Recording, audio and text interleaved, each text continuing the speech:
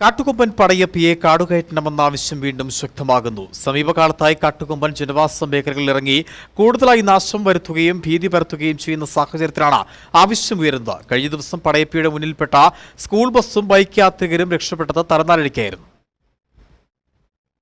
മൂന്നാർ കൊരണ്ടിക്കാട്ടിലെ സ്കൂളിൽ നിന്നും മാട്ടുപ്പെട്ടി നെറ്റിമേട്ടിൽ കുട്ടികളെ ഇറക്കിയ ശേഷം കുറ്റിയാർവാലിക്ക് പോകും വഴിയായിരുന്നു സ്കൂൾ ബസ് കാട്ടുകൊമ്പൻ പടയപ്പയുടെ മുമ്പിൽപ്പെട്ടത്.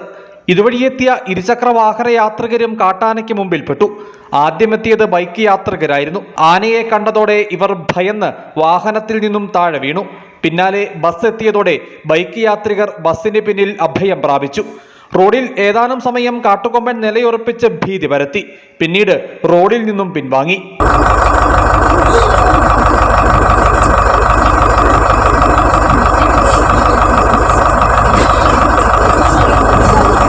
കാട്ടുകൊമ്പൻ പടയപ്പിയെ കാട് കയറ്റണമെന്ന ആവശ്യം മൂന്നാറിൽ വീണ്ടും ശക്തമായിട്ടുണ്ട്. സമീപകാലത്തായി കാട്ടുകൊമ്പൻ ജനവാസ മേഖലകളിൽ ഇറങ്ങി കൂടുതലായി നാശം വരുത്തുകയും ഭീതി പരത്തുകയും ചെയ്യുന്ന സാഹചര്യത്തിലാണ് ആവശ്യമുയരുന്നത്.